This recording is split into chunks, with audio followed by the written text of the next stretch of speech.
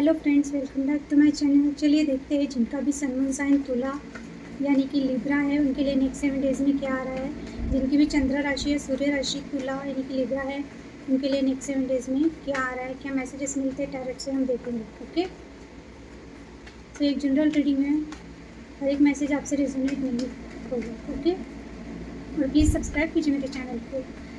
Okay, आप videos देख रहे हैं, आपको पसंद आ रहा है तो subscribe my channel. Okay, share भी कीजिए, लाइक भी कीजिए, नोटिफिकेशन बेल को हिट करना ना भूलें। ओके, तो चलिए देखते हैं नेक्स्ट 7 डेज़ में जिनका भी सन मून साइन यानी जिनकी भी चंद्र राशि, सूर्य राशि लिब्रा है यानी कि तुला है, उनके लिए क्या आ रहा है।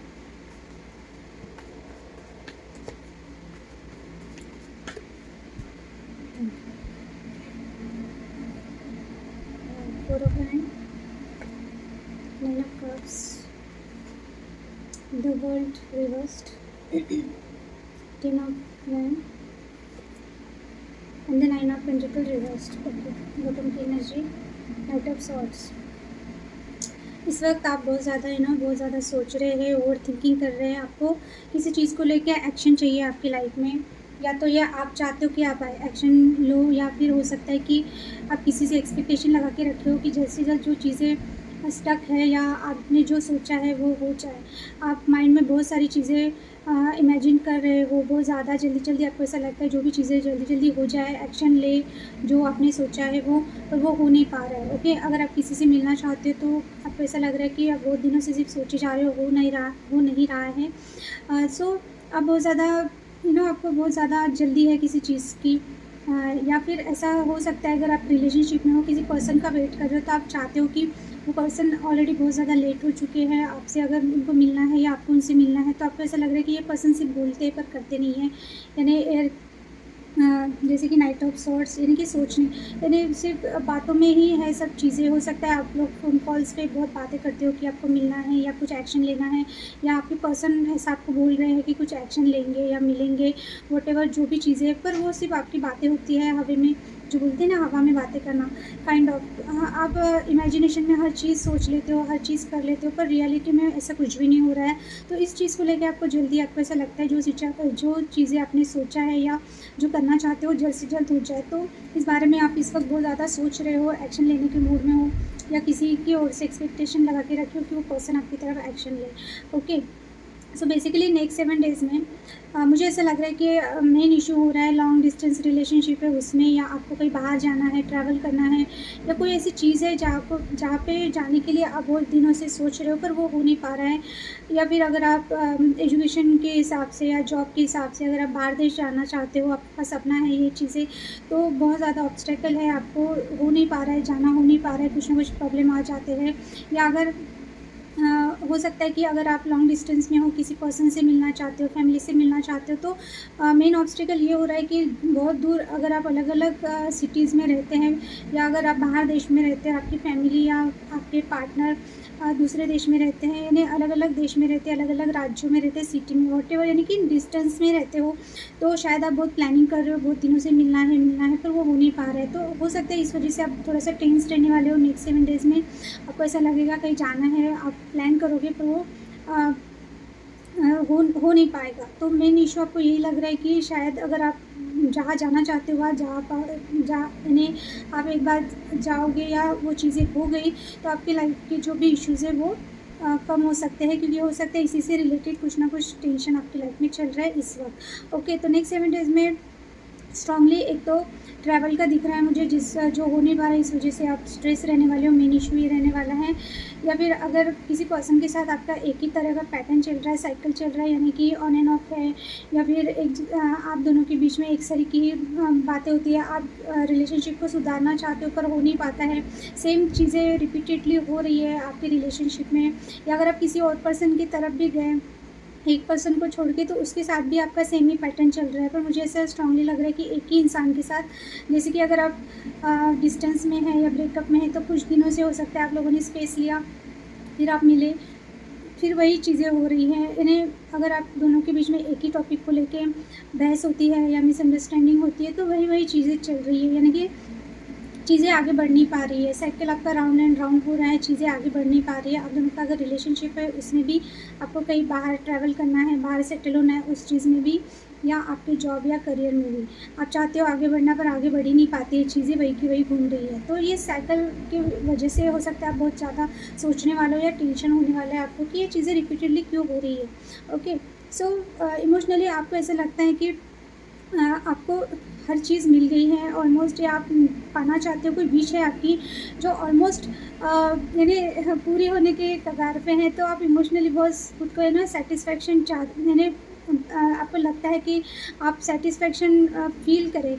ओके, हो सकता है आपकी लाइफ में आपका करियर अच्छा है, आपकी फैमिली है, आपके फ्रेंड्स है, यानी आपने लाइफ में जो अच्छा यानी मैनिफेस्ट किया या जो चाहा आपके पास हर चीज़ है, पर फिर भी आपको ऐसा लगता है एक कप की कमी है, क्योंकि 9 ऑफ कप से जो कप आपके पास नहीं है उसकी वजह से आपको इमोशनल सेटिस्फेक्शन नहीं मिल रहा है। यानी कि अगर लग्जरियस लाइफ आप जी रहे हैं या आपके फ्रेंड्स की तरफ से, फैमिली की तरफ से आपको इमोशनल सपोर्ट भी मिल रहा है, हर चीज़ मिल रही है, फिर भी आपको वो चीज़ चाहिए जो आपके पास नहीं है। यानी कि एक कप आपको लगता है और एक कप आपके लाइफ में चाहिए, तब जाके आपकी लाइफ पूरी सेटिस्फाइड आप फील करोगे। इमोशनल सेटिस्फेक्शन आपके पास नहीं है। हो सकता है कि बहुत लोग हैं आपको प्यार करने वाले, यानी आपका केयर करने वाले, पर उन लोगों से अगर 9 कप्स है आपके पास फिर भी उनसे वो सेटिस्फेक्शन नहीं मिलता। जो सेटिस्फेक्शन हो सकता है वो जो एक कप है जो आपके पास नहीं है, उनका आप वेट कर रहे हो। ये कोई पर्सन हो सकता है, कोई आपका एम हो सकता है, कोई आपका करियर को लेके कोई गोल हो सकता है। तो आपको ऐसा लगता है जब तक वो चीज़ आपको नहीं मिलेगी तब तक आप पूरी तरह से सेटिस्फाइड फील नहीं करोगे इमोशनली। सो अभी आप वेट कर रहे हो उस चीज़ का। ओके, तो हो सकता है किसी पर्सन को लेके अगर आप वेट कर रहे हो, कोई पर्सन ऐसा है कि जिनकी लाइफ में आते ही आपका 9 ऑफ कप का 10 ऑफ कप हो जाएगा, यानी पूरी आपकी लाइफ कंप्लीट हो जाएगी। तो यस, हो सकता है आप अपने मैरिज को लेके वेट कर रहे हो, या फिर आप अपने पार्टनर को लेके वेट कर रहे हो। अगर आप दोनों के बीच में कुछ प्रॉब्लम चल रही है तो आपको ऐसा लग रहा है कब सॉर्ट आउट हो जाए, वो पर्सन आपकी तरफ आए, या कोई कमिटमेंट का आप वेट कर रहे हो। सो बेसिकली आप बहुत ज़्यादा आप बैठे हो, आप खुश हो, ऐसा नहीं है कि आप बहुत सैड हो या आपके पास कुछ नहीं है, ऐसा नहीं है। हो सकता है आपके पास ऑलमोस्ट हर चीज़ है जो एक अच्छी लाइफ जीने के लिए चाहिए, पर जिस पर्सन को लेके आप सोच रहे हो वो पर्सन अगर आपकी लाइफ में आए तो आपको ऐसा लगता है कि वो ही आपको पूरा सेटिस्फेक्शन दे सकते हैं, मोस्टली इमोशनली। तो हो सकता है आप अपने पार्टनर को मैनिफेस्ट कर रहे हो, अपने पार्टनर का वेट कर रहे हो, या अगर आप मैरिज करना चाहते हो तो अपने मैरिज का वेट कर रहे हो, और अगर आप रिलेशनशिप में हो तो किसी आपके पार्टनर से प्रपोजल का वेट कर रहे हो कि मैरिज के लिए वो आपको कब proposal they. Okay, 4 of hand, yes, commitment. Okay, तो हो सकता है कि आपकी मैरिज को लेके आप कहीं पे फर्स्ट थिंग हो सकता है नेक्स्ट 7 डेज़ में आप कहीं आपके फैमिली में हो सकता है कोई फंक्शन हो, कोई मैरिज हो, या फिर लिटरली आपका मैरिज फिक्स हो सकता है, या आप ट्रैवल करके जाना चाहते हो, आपकी फैमिली में फ्रेंड्स में कहीं गेट टुगेदर हो रहा है या फंक्शन हो रहा है, वहाँ जाने का आप सोच रहे हो।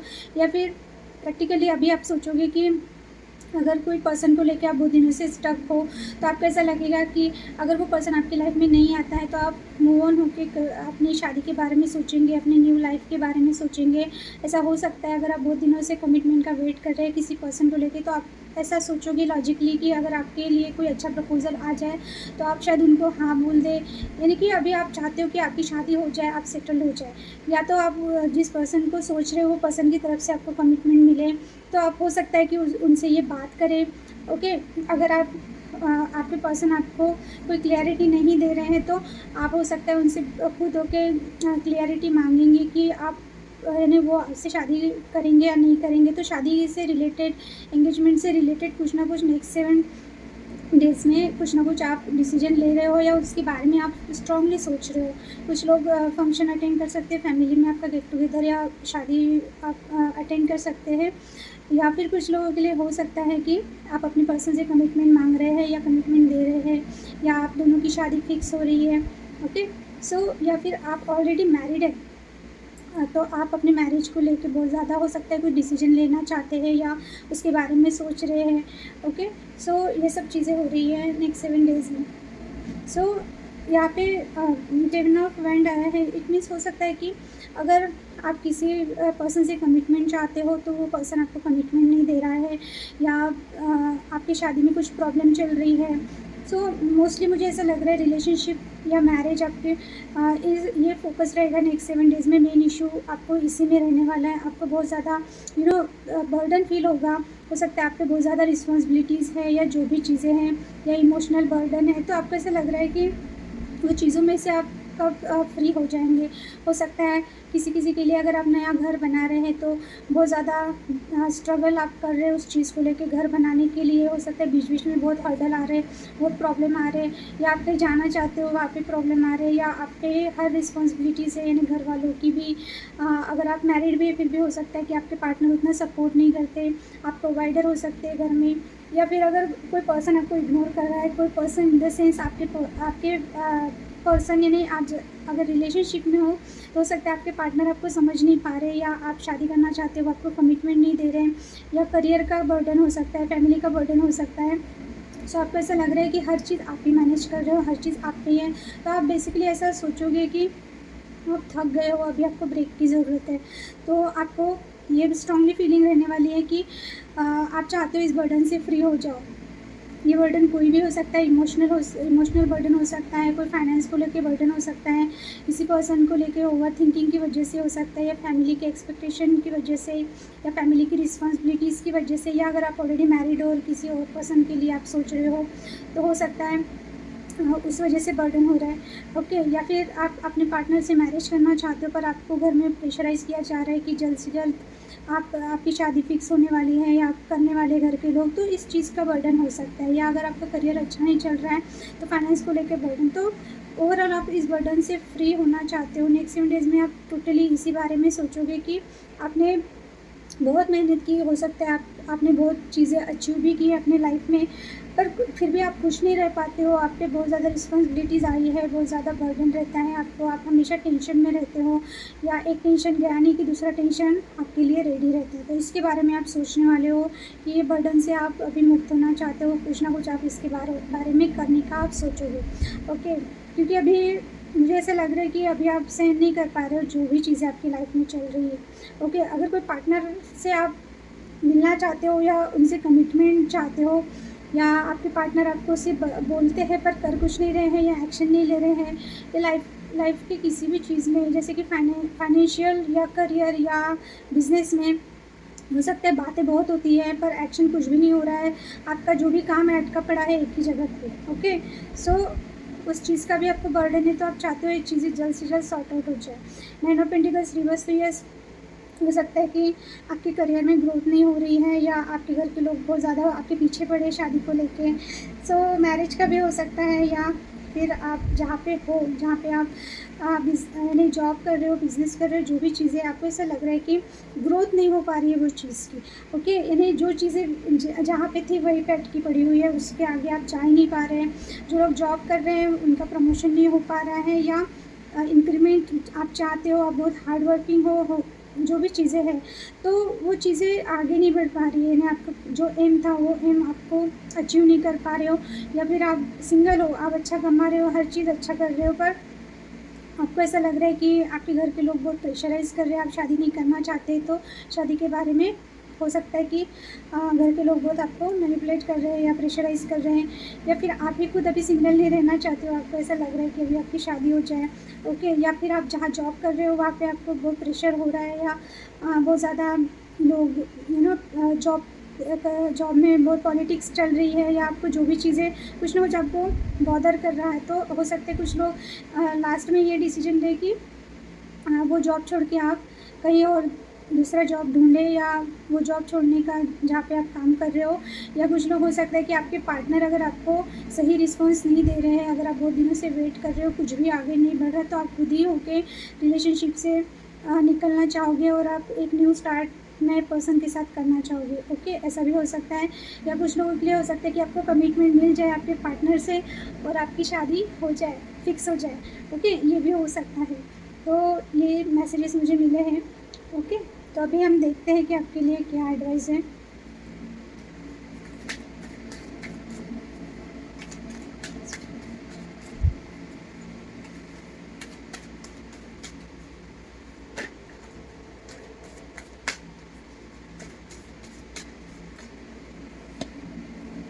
Angel of strength, holding a heart, community, ठीक, कम्युनिटी आया है एंड द एक्शन का रिवर्स टाइम का। मैंने बोला ना सिर्फ हो सकता है आप अगर किसी पर्सन को लेके चीज़ें यानी सोच रहे हो तो ये पर्सन सिर्फ आपसे बातें करते हैं, ये करेंगे वो करेंगे, बट एक्शन में ज़ीरो। एक्शन का कार्ड रिवर्स टाइट मीन्स आपको अगर आपको किसी ने स्टक करके रखा है उनकी एनर्जी में या बातों में या जो भी वॉटेवर जो सिचुएशन है, तो आपको एक्शन लेना है। अगर ये पर्सन किसी पर्सन ने आपको बिल्कुल यानी आगे बढ़ने से रोका है तो आपको खुद एक्शन लेके आगे बढ़ना है। ये चीज़ें आपकी हो सकता है कि एक्शन ना लेने की वजह से आपकी लाइफ थम सी गई है या आप स्टक हो गए हो एक ही चीज़ में, एक ही एनर्जी में, तो आपको चेंज होना है। अगर ये पर्सन आपकी तरफ एक्शन नहीं ले रहे तो आप उनसे बात कीजिए, आप एक्शन लीजिए, क्या है क्या नहीं, क्लियरिटी मांगिए अपने पर्सन को, ओके। उनका वेट करने से अच्छा है अगर आप बहुत ज़्यादा वेटिंग मोड पे हो तो आप वेटिंग मोड पे ना रहे, आप एक्शन लीजिए, ओके।